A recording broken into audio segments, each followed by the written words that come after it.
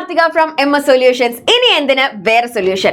മക്കളെ, നമ്മൾ വളരെ കുറവ് സമയം കൊണ്ട് ഒരുപാട് പ്രഡിക്ഷൻ ക്വസ്റ്റ്യൻസുമായിട്ടാണ് എത്തിയിട്ടുള്ളത്. ഈ വരുന്ന ക്രിസ്മസ് എക്സാമിന് നിങ്ങൾക്ക് ചോദിക്കാൻ പോകുന്ന കുറച്ച് ചോദ്യങ്ങളുമായിട്ടാണ് മിസ് എത്തിയിട്ടുള്ളത്. അപ്പോൾ ഇതിലും കൂടുതൽ പ്രഡിക്ഷൻ ക്വസ്റ്റ്യൻസുമായിട്ട് ഇന്ന് രാത്രി കറക്റ്റ് 7 മണിക്ക് മിസ് എത്തുന്നതായിരിക്കും. സോ ആ ലൈവിലേക്ക് എന്റെ കുട്ടികൾ എല്ലാവരും എത്തുക. അതിനു മുന്നേ നമുക്ക് ഇതായി ഒരു ചോദ്യങ്ങളൊന്ന് നോക്കാം. ആദ്യത്തെ ക്വസ്റ്റ്യൻ നോക്കൂ. Perimeter of a rectangle is 100 centimeters. If the length is 5 centimeter more than twice the width, find the actual length and width of the rectangle എന്നാണ് നമ്മുടെ ക്വസ്റ്റ്യൻ. ഒരു ദീർഘചതുരത്തിന്റെ ചുറ്റളവ് 100 സെന്റിമീറ്റർ ആണ്. നീളം വീതിയുടെ ഇരട്ടിയേക്കാൾ 5 സെന്റിമീറ്റർ കൂടുതലാണെങ്കിൽ ചതുരത്തിന്റെ യഥാർത്ഥ നീളവും വീതിയും കണ്ടുപിടിക്കുക. അപ്പൊ നമുക്കിവിടെ ഒരു ചതുരത്തിനെ കുറിച്ചാണ് പറയുന്നത് അല്ലേ. ഇതിന്റെ പെരിമീറ്റർ ചുറ്റളവ് എത്രയാന്നുള്ള കാര്യം നമുക്ക് പറഞ്ഞു തന്നിട്ടുണ്ട്. പക്ഷെ നീളവും വീതിയും എത്രയാന്നുള്ളത് പറഞ്ഞിട്ടില്ലെങ്കിലും അവർ തമ്മിലുള്ള ഒരു റിലേഷൻ, ഒരു കുഞ്ഞു ബന്ധം നമുക്ക് പറഞ്ഞു തന്നിട്ടുണ്ട് അല്ലെ. അപ്പോ ഇയാൾക്ക് ആരൊക്കെയുണ്ട്? നീളവുമുണ്ട് അല്ലെ, ലെങ്ത് ഉണ്ട്, അതേപോലെ തന്നെ വീതിയുമുണ്ട്.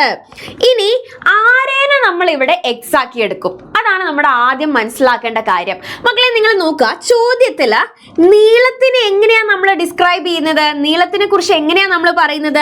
വീതിയേക്കാൾ, വീതിയുടെ 2 മടങ്ങിനേക്കാൾ 5 സെന്റിമീറ്റർ കൂടുതലാണ് എന്നാ പറയുന്നത്. അപ്പോ വീതിയെ വെച്ചിട്ടാണ് നീളത്തിനെ ഡിസ്ക്രൈബ് ചെയ്യുന്നത്. സോ നമ്മൾ ആരേനെയാണ് എക്സ് ആയിട്ട് എടുക്കുന്നത്? വീതി വേണം എക്സ് ആയിട്ട് എടുക്കാൻ. സോ വീതി എക്സ് ആണ് ആൻഡ് നീളം അപ്പൊ എത്രയായിരിക്കും? വീതിയുടെ 2 മടങ്ങിനേക്കാൾ 5 കൂടുതൽ. സോ 2x + 5 ആയിരിക്കും. അപ്പൊ നമുക്ക് ഇവിടെ എഴുതാം, നീളം എന്ന് പറയുന്നത് 2x + 5 ആണ്, വീതി എന്ന് പറയുന്നത് x ആണ്.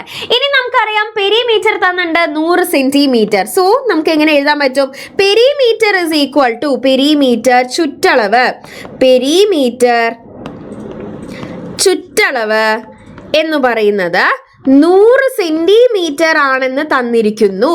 പെരിമീറ്റർ കണ്ടുപിടിക്കാനുള്ള ഇക്വേഷൻ 2 × L + B ആണെന്നുള്ള കാര്യം നമുക്കറിയാവുന്നതാണ് അല്ലെ. ഇനി എന്ത് ചെയ്യുന്നു? L + B മാത്രം കണ്ടെത്തുകയാണ്. സോ L + B = 100/2 എന്ന് കിട്ടും. അതായത് L + B = 50. ഇനി നീളം എന്ന് പറയുന്നത് 2x + 5 ആണ്, വീതി എന്ന് പറയുന്നത് x ആണ്. അത് നമ്മൾ ഇവിടെ സബ്സ്റ്റിറ്റ്യൂട്ട് ചെയ്യുന്നു. So 2x + 5 + x = 50. x ഉള്ള ടേംസ് ഒക്കെ ഒരുമിച്ച് ആഡ് ചെയ്യുന്നു, അല്ലാത്തത് എന്ത് ചെയ്യുന്നു? ഒരുമിച്ച് ആക്കുന്നു. സോ 2x + x എത്രയാണ്? 3x + 5 = 50.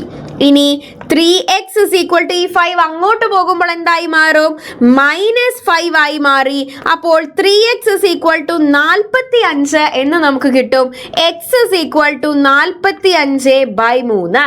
45/3 എത്രയാണ് മക്കളെ? 15 ആണ്. അപ്പോൾ എക്സിന്റെ വില നമുക്ക് 15 എന്ന് കിട്ടി. ഇനി എന്ത് ചെയ്താൽ മതി? നീളവും വീതിയും കണ്ടുപിടിക്കാൻ എക്സിന് 15 ഇട്ട് കൊടുക്കുക. അപ്പൊ നമുക്ക് നീളം ആദ്യം കണ്ടുപിടിക്കാം. നീളം എത്രയായിരുന്നു? നീളം എന്ന് പറയുന്നത് 2x + 5 ആയിരുന്നു അല്ലെ. നീളം 2x + 5 ആണ്. അതുകൊണ്ട് 2 × 15 + 5 30 + 5 എന്ന് കിട്ടും. 35 ആയിരിക്കും നീളം വരുന്നത്. അപ്പൊ സെന്റിമീറ്റർ ആണ് നമ്മുടെ ഇവിടുത്തെ യൂണിറ്റ്, അതാരും വിട്ടുപോകരുത്, സെന്റിമീറ്റർ എന്ന് എഴുതാൻ. അടുത്തതായിട്ട് നമ്മൾ എന്ത് ചെയ്യുന്നു? വീതിയാണ് കണ്ടുപിടിക്കുന്നത്. വീതി എന്ന് പറയുന്നത് എത്രയാണ്? x ആയിരുന്നു. അതുകൊണ്ട് തന്നെ 15 സെന്റിമീറ്റേഴ്സ് ആയിരിക്കും നമ്മുടെ വീതി വരുന്നത്. ക്ലിയർ അല്ലേ? സെറ്റ് ആണല്ലോ. അടുത്ത ചോദ്യം നോക്കുക. Can you help Abhijit to complete the following table? താഴെ തന്നിരിക്കുന്ന പട്ടിക പൂർത്തിയാക്കാൻ അഭിജിത്തിനെ സഹായിക്കുമോ എന്നാണ് ചോദിച്ചിരിക്കുന്നത്. അപ്പൊ നമുക്ക് ഇവിടെ എക്സും വൈയും തന്നിട്ടുണ്ട്. നമ്മൾ എന്ത് ചെയ്യണം? ഈ പറഞ്ഞിരിക്കുന്ന ഓപ്പറേഷൻസ് എല്ലാം അല്ലെ നമ്മൾ ചെയ്യാണ് വേണ്ടത്. സോ x4 y -5 ആകുമ്പോൾ x + y എത്ര എന്നുള്ള കാര്യം തന്നിട്ടുണ്ട്. ഇനി നമ്മൾ കണ്ടുപിടിക്കേണ്ടത് x - y എത്ര എന്നുള്ളതാണ്. അപ്പോൾ x - y എന്ന് പറയുമ്പോൾ 4 - അത് ഇക്വേഷനിലുള്ള മൈനസ് ആണ്. y എന്ന് പറഞ്ഞു കഴിഞ്ഞാൽ -5 ആണ്. സോ നിങ്ങൾ എന്ത് ചെയ്യുക? ഒരു ബ്രാക്കറ്റിനകത്താക്കിയിട്ട് അത് എഴുതാനായിട്ട് ശ്രമിക്കുക. 2 മൈനസ് അടുപ്പിച്ച് വന്നു കഴിഞ്ഞാൽ നമ്മൾ എന്താ ചെയ്യുന്നത്? അത് പ്ലസ് ആയി മാറും അല്ലെ. സോ 4 + 5 = എത്രയാണ്? 9 ആയിരിക്കും. ഇനി minus x minus y, minus x എന്ന് പറഞ്ഞാൽ -4. ഇക്വേഷനിലുള്ള മൈനസ് നമ്മൾ ഇട്ട് കഴിഞ്ഞു. ഇനി വൈയിലെ മൈനസ് വേറെ തന്നെയുണ്ട്, അപ്പോൾ -5. ഇവിടെ എന്താ വരുന്നത്? -4 + 5 ആണ് അല്ലെ, -4 + 5 ആണ് വരിക. സോ നമ്മൾ ഇവിടെ എങ്ങനെ ചെയ്യും? -4 + 5 എന്ന് പറഞ്ഞാൽ നമ്മൾ എന്താ ചെയ്യുന്നത്? പോസിറ്റീവ് അതിസംഖ്യയെ ആദ്യം എഴുതുന്നു, ന്യൂനസംഖ്യയെ രണ്ടാമതായി എഴുതുന്നു അല്ലെ. 5 - 4 1. അപ്പൊ നമുക്ക് ആൻസർ എത്രയാണ്? 1 എന്ന് കിട്ടും. ഇനി -y - x ആണ്. മൈനസ് എന്താണ്? ബ്രാക്കറ്റിന് പുറമേ ഉള്ളത്, ഇക്വേഷൻ ഉള്ളതാണ്, അത് അവിടെ ഇരിക്കട്ടെ. y എന്ന് പറഞ്ഞു കഴിഞ്ഞാൽ -5 -x എന്ന് പറയുമ്പോൾ 4. ഇനി എന്ത് വരും? -5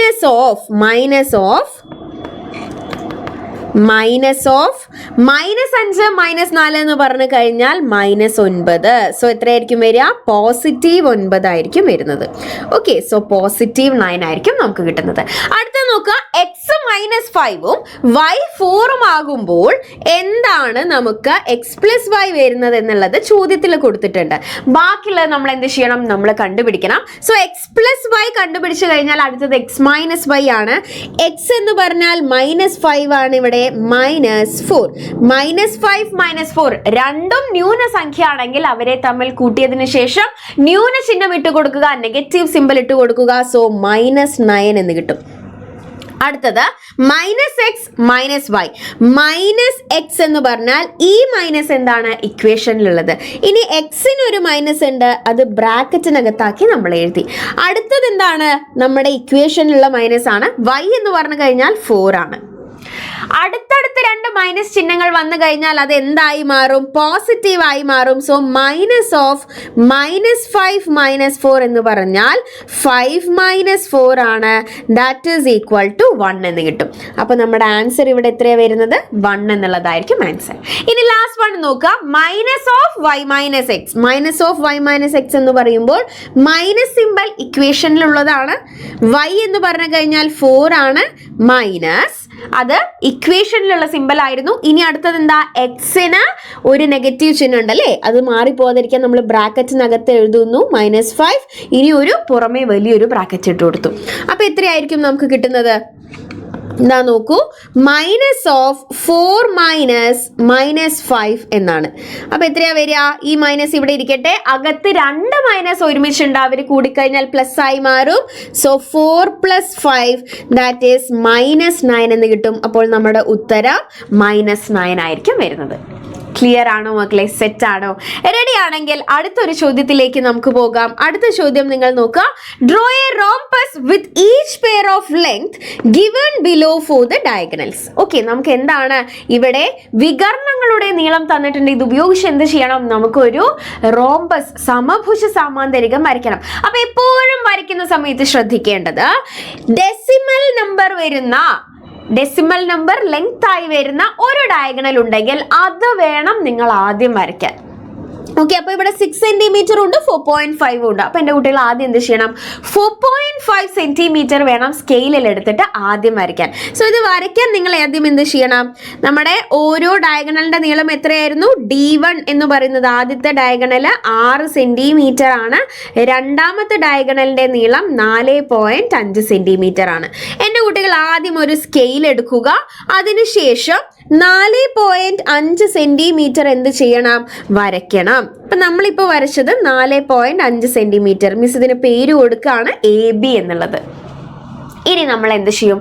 നമുക്കറിയാം ഒരു റോംബസിന്റെ വികർണങ്ങൾ ഡയഗണൽസ് എന്താണ്? പരസ്പരം ബൈസെക്ട് ചെയ്യും അല്ലെ, അവര് പരസ്പരം ബൈസെക്ട് ചെയ്യും.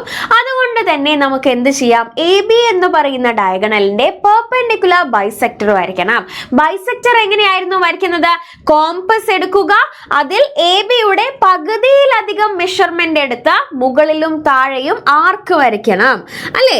അപ്പോൾ നമ്മൾ എന്ത് ചെയ്യാണ്? കോമ്പസ് എടുത്തിട്ട് ആർക്ക് കട്ട് ചെയ്യാൻ പോവാണ്. അപ്പൊ മിസ്സിന്റെ കയ്യിൽ കോമ്പസ് ഇല്ല, എന്റെ കുട്ടികൾ എന്ത് ചെയ്യണം? പ്രോപ്പറായി സ്കെയിലും പെൻസിലും കോമ്പസും ഒക്കെ ഉപയോഗിച്ച് വൃത്തിയായി വളരെ നീറ്റായിട്ട് വേണം ഓരോ ഫിഗറും വരയ്ക്കാനായിട്ട്. അപ്പൊ കോമ്പസ് എടുക്കുക, എയിൽ കൊണ്ടുപോയി കോമ്പസ് വെക്കുക. അതിനുശേഷം AB എന്ന് പറയുന്ന ഈ മെഷർമെന്റിന്റെ പകുതിയിലധികം, okay, more than half measurement എടുക്കുക. അതായത് ഇത്രയ്ക്കുള്ള മെഷർമെന്റ് എടുത്തതിന് ശേഷം എയിൽ കോമ്പസ് വെച്ചിട്ട് മുകളിലും താഴെയും ആർക്ക് കട്ട് ചെയ്യണം. അതേപോലെ തന്നെ ബിയിൽ കോമ്പസ് വെച്ചതിന് ശേഷം മുകളിലും താഴെയും ആർക്ക് കട്ട് ചെയ്യുക. ഇനി ഇവരെ തമ്മിൽ നമ്മൾ എന്ത് ചെയ്യണം? യോജിപ്പിക്കണം. അപ്പൊ ദാ നമ്മൾ ഇവരെ തമ്മിൽ യോജിപ്പിക്കുന്നു. ഓക്കെ ആണോ? റെഡിയല്ലേ? ഓക്കെ, സോ നമ്മൾ ഇവരെ തമ്മിൽ എന്ത് ചെയ്യാണ്? യോജിപ്പിക്കുകയാണ് ചെയ്യുന്നത്. അപ്പൊ നിങ്ങൾ മനസ്സിലാക്കേണ്ട കാര്യം, മിസ് ഇവിടെ എന്ത് ചെയ്യുന്നില്ല? കോമ്പസ് ഉപയോഗിച്ചിട്ടല്ല വരയ്ക്കുന്നത്. അപ്പൊ അതിൻ്റെതായ വ്യത്യാസങ്ങൾ ഉണ്ടായിരിക്കും. നിങ്ങൾ കറക്റ്റായിട്ട് കോമ്പസ് ഉപയോഗിച്ചിട്ട് വേണം വരയ്ക്കാൻ. ഓക്കെ, അപ്പോൾ നമ്മളിവിടെ എന്ത് ചെയ്തു? നമ്മൾ AB എന്ന് പറയുന്ന മെഷർമെന്റ് അല്ലെ 4.5 സെന്റിമീറ്ററിൽ ലൈൻ വരച്ചു, AB മാർക്ക് ചെയ്തു, അതിന്റെ പെർപെൻഡിക്കുലർ ബൈസെക്ടർ കണ്ടുപിടിച്ചു അല്ലെ, വരച്ചു കഴിഞ്ഞു. ഇനി എന്താ വേണ്ടത്? ഇനി നമ്മൾ നോർമലി നിങ്ങൾ ചെയ്യാൻ പോകുന്ന ഒരു മണ്ടത്തരം എന്ന് പറയുന്നു കഴിഞ്ഞാൽ, എയിൽ നിന്ന് ഇങ്ങോട്ടേക്ക് ഇങ്ങനെ ഈ രീതിയിൽ നിങ്ങൾ ജോയിൻ ചെയ്യും. അത് പൊട്ടത്തെറ്റാണ്. കാരണം നമ്മുടെ ഡയഗണലിന്റെ ലെങ്ത് നമുക്ക് പറഞ്ഞു തന്നിട്ടുണ്ട്, ഒന്ന് 4.5ഉം ഒന്ന് 6ഉമാണ്. ഇവരെന്താണ്? പരസ്പരം ലംബ സമഭാജികളാണ്. അതിനർത്ഥം മുകളിലേക്ക് 6 സെന്റിമീറ്റർ, മുകളിലേക്ക് 3ഉം താഴേക്ക് 3ഉം ആയിരിക്കും. 4.5ന്റെ പകുതി ഈ ഭാഗത്തേക്കും പകുതി ഈ ഭാഗത്തേക്കുമായിരിക്കും ഉണ്ടാവുക. അപ്പോൾ 6ന്റെ പകുതി എത്രയാണ്? 6ന്റെ പകുതി എന്ന് പറഞ്ഞു കഴിഞ്ഞാൽ 3 സെന്റിമീറ്റർ ആണ്. അപ്പൊ എന്റെ കുട്ടികൾ കോമ്പസ് എടുക്കുക. കോമ്പസ് എടുത്ത് നിങ്ങൾക്ക് സ്കെയിൽ ഉപയോഗിച്ചിട്ട് ഒരു 3 സെന്റിമീറ്റർ മാർക്ക് ചെയ്യാം. പക്ഷെ ഏറ്റവും വൃത്തിയായിട്ട്, ഏറ്റവും നല്ല ഭംഗിയായിട്ട്, വൃത്തിയായിട്ട് നിങ്ങൾക്ക് അക്യുറേറ്റ് ആയിട്ട് ചെയ്യാൻ പറ്റുന്നത് കോമ്പസ് ഉപയോഗിച്ചാലായിരിക്കും. സോ കോമ്പസ് ഉപയോഗിച്ച് 3 സെന്റിമീറ്റർ നിങ്ങൾ മെഷർ ചെയ്യുക. അതിനുശേഷം ഈ പോയിന്റിൽ കോമ്പസ് വെച്ചിട്ട് 3 സെന്റിമീറ്റർ മുകളിലേക്ക് ആർക്ക് കട്ട് ചെയ്യുക, താഴേക്കും ആർക്ക് കട്ട് ചെയ്യുക. അതിനുശേഷം നിങ്ങൾ എന്ത് ചെയ്യണം?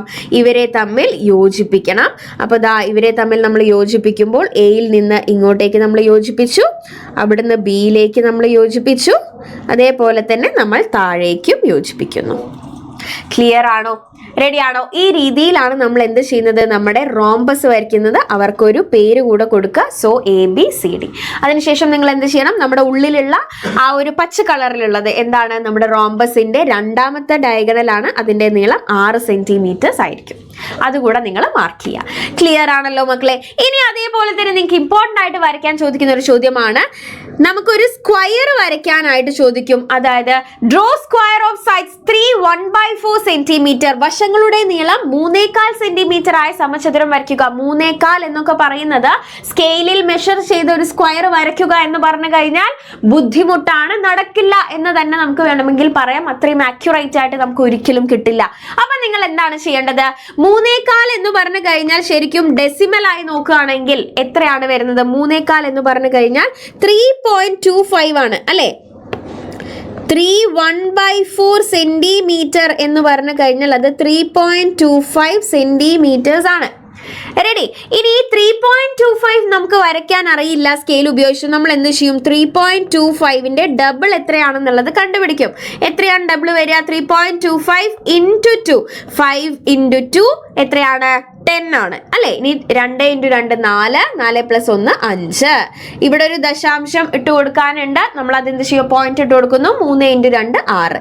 അപ്പൊ നമുക്ക് എത്ര കിട്ടി? 6.5 സെന്റിമീറ്റർ എന്ന് കിട്ടി. ഇനി നിങ്ങൾക്ക് എന്ത് ചെയ്യാം?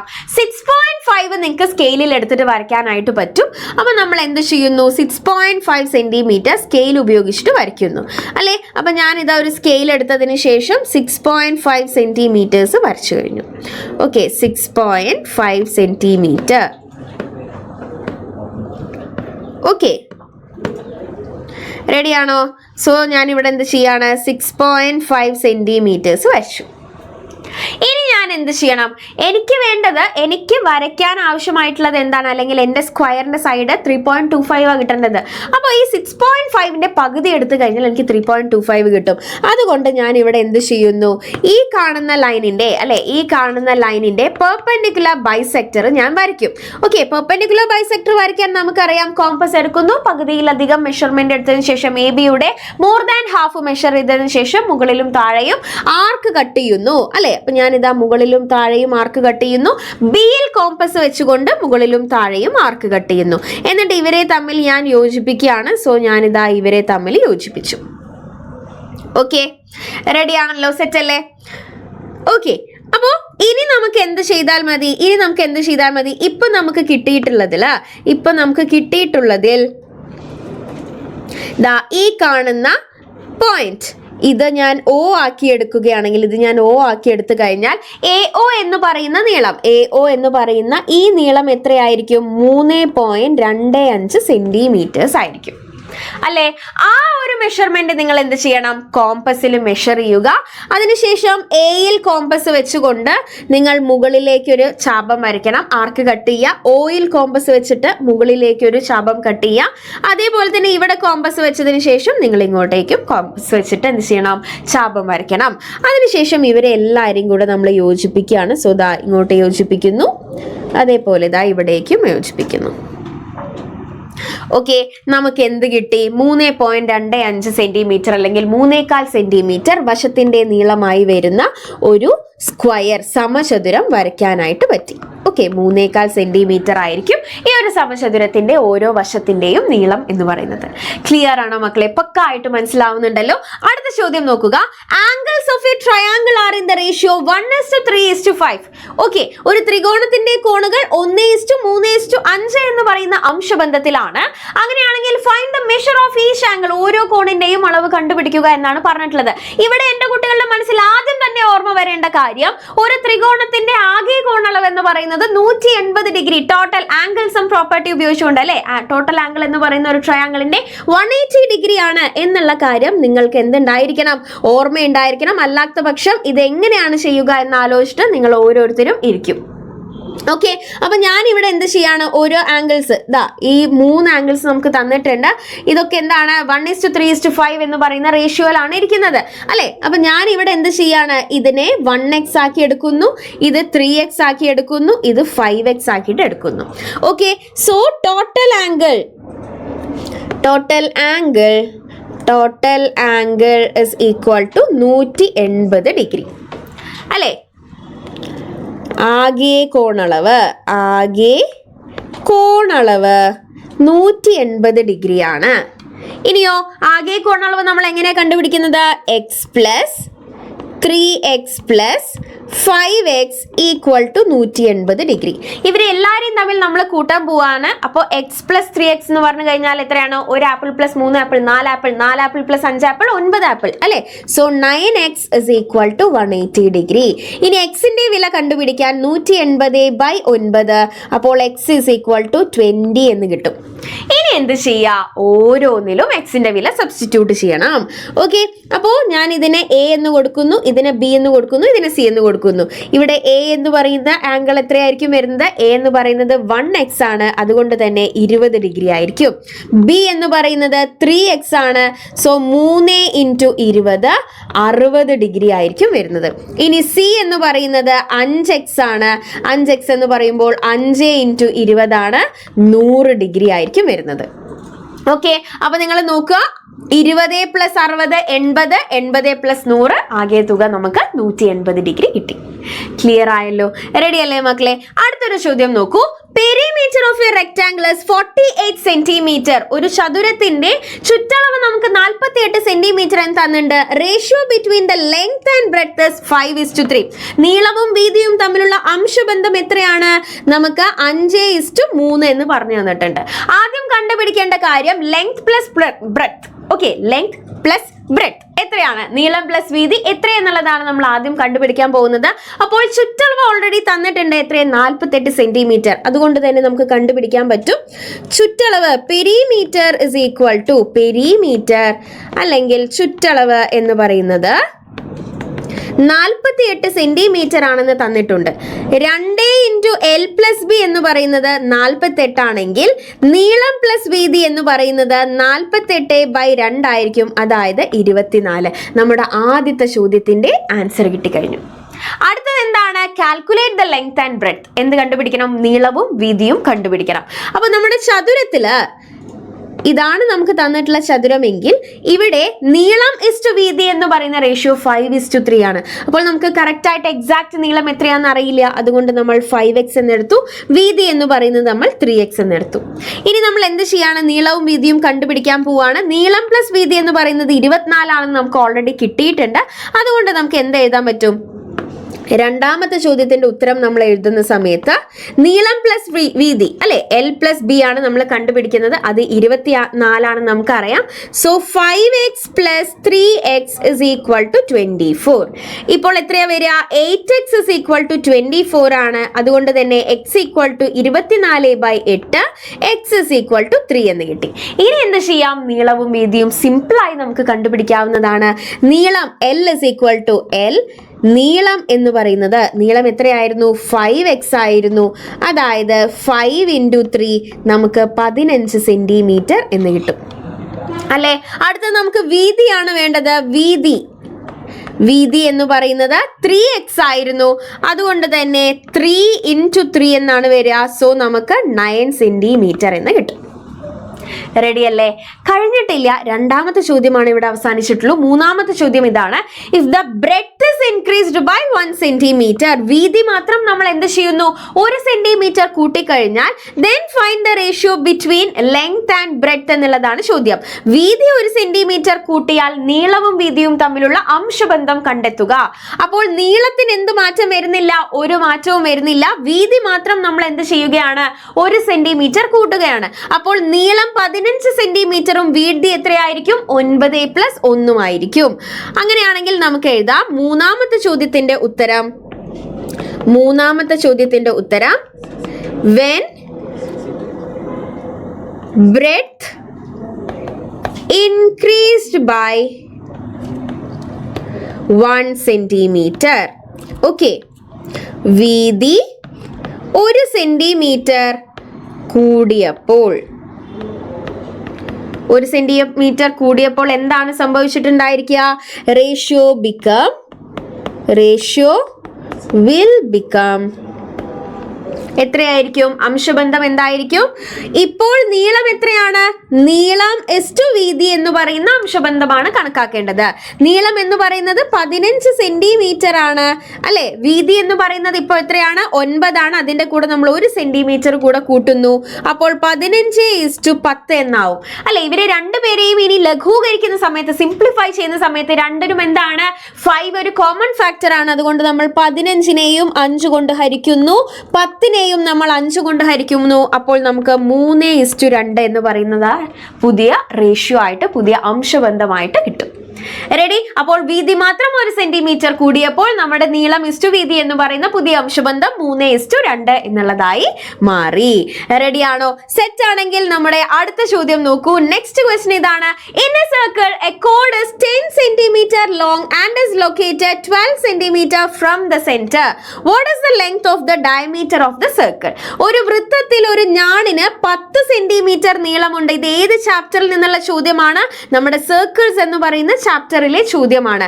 ഇവിടെ നമുക്ക് ഒരു കോഡ് കൊടുത്തിട്ടുണ്ട് അല്ലെ, ഒരു ഞാൻ കൊടുത്തിട്ടുണ്ട്. ഈ ഞാണിന്റെ നീളം 10 സെന്റിമീറ്റർ ആണെന്ന് പറഞ്ഞിരിക്കുന്നു. അതേപോലെ തന്നെ വൃത്തത്തിൽ നിന്ന് 12 സെന്റിമീറ്റർ അകലെയാണ്. അപ്പോൾ ഇത് വൃത്തകേന്ദ്രമാണെങ്കിൽ ഈ പെർപെൻഡിക്കുലർ ഡിസ്റ്റൻസ് എത്രയാണ്? 12 സെന്റിമീറ്റർ ആണ്. നമുക്ക് എന്താണ് കണ്ടുപിടിക്കേണ്ടത്? വ്യാസം, ഡയമീറ്റർ ആണ് നമ്മളോട് കണ്ടുപിടിക്കാൻ പറഞ്ഞിട്ടുള്ളത്. നമുക്കറിയാം, നമുക്ക് വൃത്തത്തിൽ ഒരു ഞാനുണ്ട്. അങ്ങനെയാണെങ്കിൽ വൃത്തകേന്ദ്രത്തിൽ നിന്നും ഒരു ലംബം വരച്ചു കഴിഞ്ഞാൽ അത് ആ ഞാണിനെ എന്ത് ചെയ്യും? ബൈസെക്ട് ചെയ്യും, സമഭാഗം ചെയ്യും.